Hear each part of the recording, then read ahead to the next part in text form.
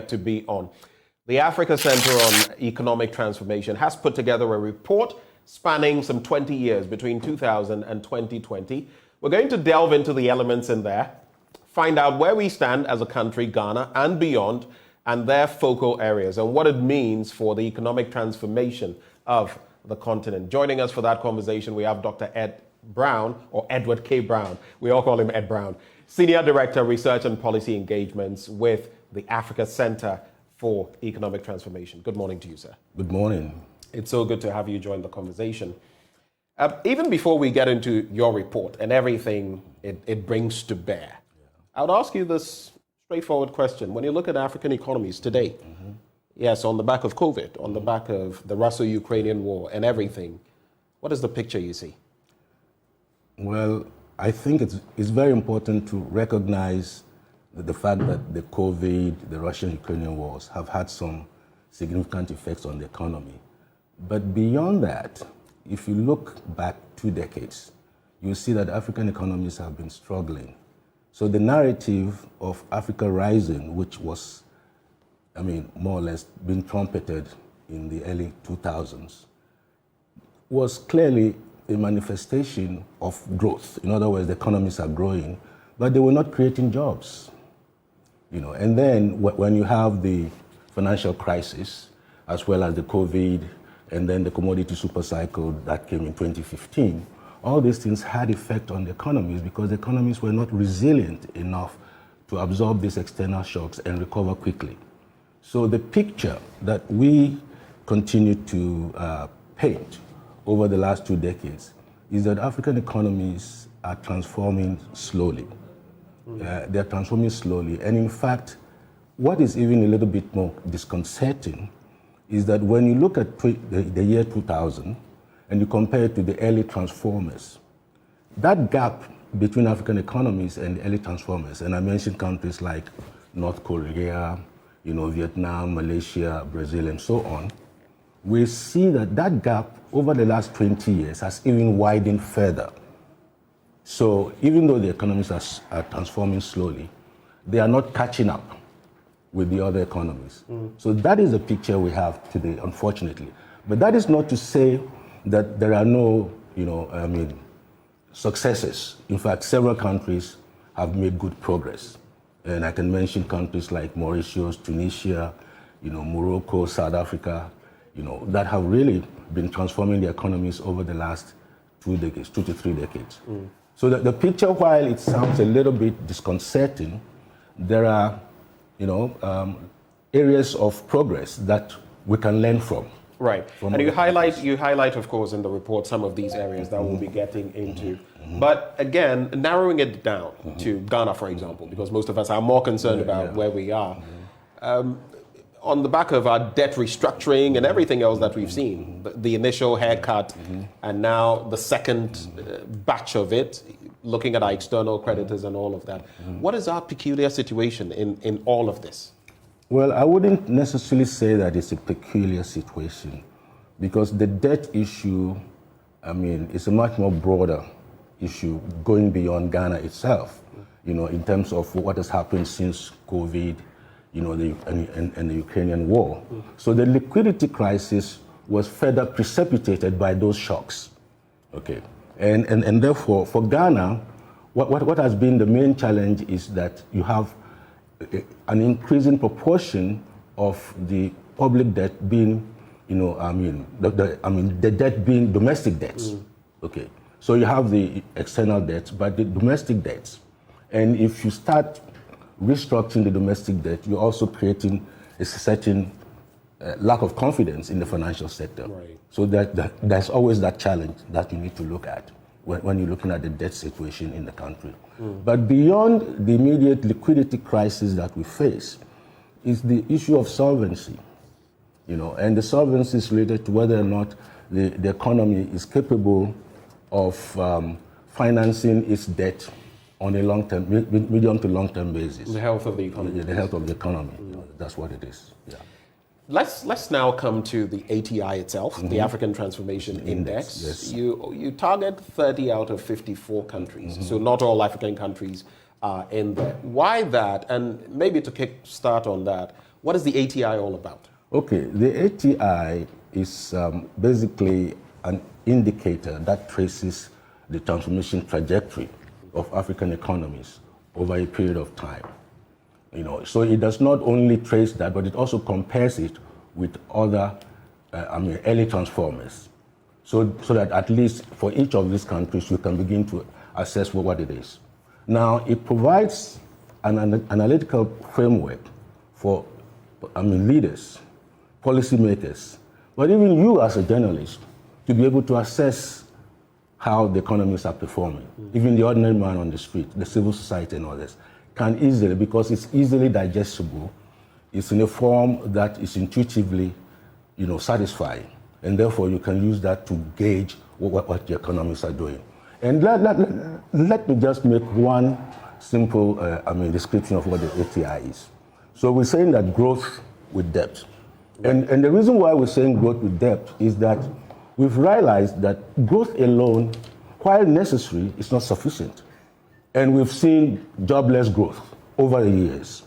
And therefore, you need to look at some of the levers of transformation. What are the key areas that you need to focus on in order to transform your economy? And here we're talking about depth. The depth is just an acronym for diversification. You need to diversify your economy. Right. In other words, you can't pack your eggs in one basket. Which we've done for a long time. Absolutely. Natural resources and some commodities, few cash crops. And gold, cocoa, woodworks and so on. In Ghana, what is called 70% of all our exports are in commodities. In 2000. In 2020, almost 90% of all our exports are still in those commodities. We haven't been able to diversify away from the primary production, and that is a key problem. It makes for interesting reading, because if you look at manuscripts, blueprints, other documents from the Nkrumah era, there were plans. In fact, even before independence, if you look at the Gaggisberg, plans and all of that, there was supposed to be a major shift from even cocoa alone being a cash crop and all of that. But some 60 years on, we've still not been able to catch up on that idea. Absolutely. I think the income substitution strategies of Nkrumah was meant to transform the economy. Unfortunately, the focus was on the public sector. So there was the public sector that was driving it. And with the public sector, the economic and commercial fundamentals are not clear. So it has to be driven by the private sector with the government supporting it. So I think that's part of the problem. And over the last 40 years, we've dismantled all those very important income substitution industries. And we haven't been able to replace them or support SMEs to grow to replace them. So we haven't been able to do that. And this is not only in Ghana, it's also in many other countries. And in fact, you cannot ascribe this to any of the regimes. It's a combination over several decades, beyond even the 20 years we're looking at. So the problem goes beyond that, but it also requires that the state must be entrepreneurial, must be strategic, must be constantly focusing on what are the key drivers of economic development in the country and how you can support the private sector in doing that. All the countries that have been able to transform, even the developed countries, the US and so on, the public sector was the foundation for many of the progresses. Even what Elon Musk is doing, and Google and also Microsoft, these were all developed by the Defense Research Agency of the federal government. Right. On the back of that, these companies were able to develop. So providing the mechanisms for entrepreneurs to build economies, and then they create jobs and everything else falls in place. It's something that administration in and out has touted, but something we've not been able to wrap our minds around technically. But is there any reason you targeted 30 out of 54 countries? Yes. 30 are the ones with good data. Okay. Because we need to be able to assess over time good comparative data. So we're looking at credible sources of data. But this 30 are 89% of the GDP of Africa. I see. Okay. So, and about 90% of the population. So these 30 countries are a good reflection of the countries we're talking about. But beyond that, we continue to over time, we will continue to bring in more countries as data becomes available. You assess these countries on 5 key components or dimensions, and the coverage, a score of 0 to 100, where you know 100, of course, would be considered highly transformed, and 0 meaning very poorly transformed. You look at metrics like diversification, and there's a meaning to that. Export competitiveness, productivity increases, technological upgrading, and human well-being. How did you encapsulate all of this in conducting this survey? The way, you know, I mean, the first report came out in 2014, and we spent 3 years looking at what have been the characteristics of economies that are transforming. So we looked at countries like Korea, Vietnam, you know, Singapore, Thailand, Brazil, you know, Chile, and so on, to see what are the key common characteristics that makes them a transformed economy. And what we found was that all these economies were able to diversify, first away from primary products, but into new export frontiers. So the level of sophistication of their production and exports increased. Then we also found that they were also very much export-oriented. But you see, today, you may not want to argue seriously about export orientation, but export orientation offers you the opportunity to peg your economies against the best in the world, because you are competing with them. The SMEs in Ghana should be able to compete with other SMEs in other countries that are equally competitive. So the export competitiveness is not just providing you with, exports per se, but also helping you to improve on the quality and the technological upgrading and sophistication of your economy. And it also, of course, provides the exchange. You know, I mean, the current account situation will be much more improved, and you can also then be able to import things that you don't produce. You know, so export is very important. But even more important is productivity. If we are clamoring for increasing wages, if productivity is not rising, when you increase wages, it's going to be inflationary. You know, so it's very important that you focus on productivity. And to do that, you need to begin to focus more on skills, education and skills, particularly in the TVET area, which is the rising or the growing green areas for the economies, which countries should be able to deal with. And then, of course, technology, as we all know, has been the driver of all the industrial revolutions, from the first, second to third, and now we have the fourth industrial revolution.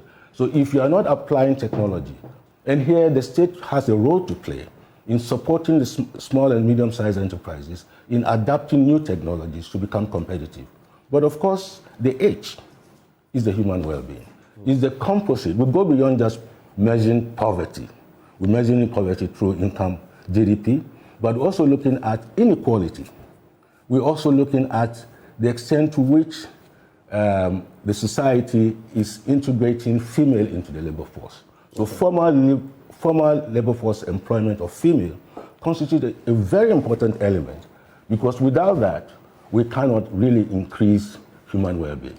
And we all know that female employment adds a lot to GDP. True. So if we don't do that, but this requires targeted, deliberate, intentional effort to do that. And when you look at the report, I'll be going to the key highlights or the standout points from the report. I mean, I saw in part of it the movers and shakers when it comes to the African continent, the likes of Morocco and Tunisia and how they are faring, the likes of Gambia, the likes of Niger and Zimbabwe tapering off, things getting worse, Rwanda and all of that. But what would be the key highlights, the salient points to be deduced from this report? Okay. I would say there are there are so many points, but I would just mention 3 salient points. And let me start with the good news. The good news is that... give us the good before the bad. Yes. The good news is that human well-being has been improving steadily over the years, over the last 20 years. And we see that today, people have a higher standard of living than they were in 2000. The data shows it. The measure that we're talking about, income inequality, per capita income, and then female employment, all together gives us the measure of human well-being. And we see that human well-being is improving over time. But it is vulnerable and fragile. Without the other dimensions of depth, we are not going to get anywhere. Because over time, if those dimensions continue to deteriorate, then human well-being also would become stagnant and later on begin to drop. And you were talking earlier about COVID-19 and the Russia-Ukrainian war. They are clear examples. The least shocks put African economies, most African economies, in a swirl. And we've seen it in Ghana. Absolutely. As well. And it's all because we're not diversifying away from primary production. So when there are external shocks and commodity price bust, then it immediately has a ripple effect on the economy. Your earnings reduce significantly. Then you are not able to build the reserves you need to build fiscal resilience. The fiscal resilience means that you have enough buffer in terms of resources, foreign exchange, to be able to buy the kinds of products you don't produce. Now, if you don't have that, first of all, it's going to be inflationary because there'll be pressure on the cedi, and then exchange rates will depreciate. So that is very key. Which are the countries making inroads? Okay. You've looked at a 20-year period. Yes. Which are the countries that have made the highest jumps, the most inroads in these economic, indices that you use, and which are the ones that are lagging behind? After which I would want us to specifically focus on Ghana. Okay. Yeah, there are the countries that have been performing well over the years, like Tunisia, Morocco, Egypt, South Africa. Then there are countries that have been doing well, that have done well, even though they started at a low level, like Rwanda, which is doing very well on the transformation indicators. So, and then Eswatini. Right. Eswatini is a small country, but it managed to capitalize. That used to be, is it Swaziland? Swaziland. Right. It capitalized on the AGOA to develop manufacturing extensively. And the problem we're facing in many African countries, as the structural transformation literature suggests, is that we are deindustrializing. Deindustrializing. In other words, manufacturing is shrinking. But in manufacturing is one of the sectors that can help to drive productivity. Gambia and a few other countries in the Sahel, the Sahelian countries, are not doing too well. And now with everything happening in Niger, that makes everything, absolutely, the economy and management of some of these things, rather murky. On the standpoint of the fact that the rest of the world may not acknowledge their... It's an ongoing conversation in the international community. It's the extent to which the CFA is either promoting or undermining, the economies of the Francophone countries, 14 of them, which are the countries that really are under the CFA program. Now, I think part of it requires some sort of international, recognition that there is a need to realign these economies to the other economies in the sub-region. That's one. The second thing you talked about, uranium, but also many of these, like for example, Niger has at least the largest herd of cattle and sheep and goats in the Sahel, in West Africa. Some of them even end up here. Yes. And, the whole derivative of leather and leather industries and so on could be developed. But you need to think regional and act local. You need to look at what are the regional opportunities that you need to bring together to ensure that these countries that are landlocked countries can begin to benefit from collaboration with the other countries and raise their income levels and transformation agenda. I'm looking at the African average for technological upgrading, for example, and it's quite a concern looking at the 29.7 that I'm looking at. But you see the countries at the bottom of the index, Zimbabwe, Zambia, of course, well, they've had their own challenges, the Gambias and others. And then, like you mentioned, the Algerias, Botswana. Doing pretty well. Their economic transformation has been pretty interesting, what they've done there. There's also Cameroon in the picture. But when you come to Ghana, what picture is painted? What lessons can we learn from the ATI? I think Ghana, there are three areas where there needs to be intentional support. In the whole area of diversification, we need to begin to look at how we can diversify away from the primary products. And analysis have been made about the non-traditional exports. But government needs to provide intentional guidance and support to make this happen, to steer the private sector into those areas through some kind of fiscal framework that will allow the companies who are moving into these areas, even also in terms of climate, the kinds of industries that can emerge in climate. You're talking about textile and recycling of garments and so on. You're talking about waste, electronic waste, and plastics. These are all sectors that would require a lot of support going forward because the technologies are now growing. The government should play an active role in understanding what are the emerging technologies and how they can help support companies to be able to access this financing to do this kind of work. It's very, very, very important in that area. So that's the second element is productivity. In Ghana, the productivity levels is declining. And productivity is driven by two main factors. That is skills, education, of course, and technology. And we see that the level of technical and vocational education is very low, and the quality is poor. Of course, the government is doing a lot in that area. It takes time, but there has to be much more aggressive effort to crowd in the youth into those sectors and to support them, to have the skills required for the changing nature of jobs, the digitalization, innovations, and so on that are emerging. We need people who are capable of creating even new technologies which are more labor intensive. Right. Because the technologies that we observe, the Western technologies, are very much labor substitution. Okay. And are there any opportunities to create new technologies that could be labor intensive? Given the rapidly growing population in Africa, yes, about 45% of the world's the youth population in the world by 2050 would be in Africa. But what is the quality of the education? To what extent can we begin? How ready are they for the labor market? Absolutely. Those are the questions. That's the question. But my final bit to you, with this ATI, this African Transformation Index, how can it shape policy, our national planning on the continent, maybe specifically in Ghana, and a more resilient economy overall? Let's focus on Ghana for that. Yes, for Ghana. Actually, what we're doing beyond having this composite for the whole of Africa, the 30 countries, we are doing what we call country economic transformation outlooks, which is bringing together key stakeholders, including government, to really look at what are the areas that you need to focus on to diversify your economy.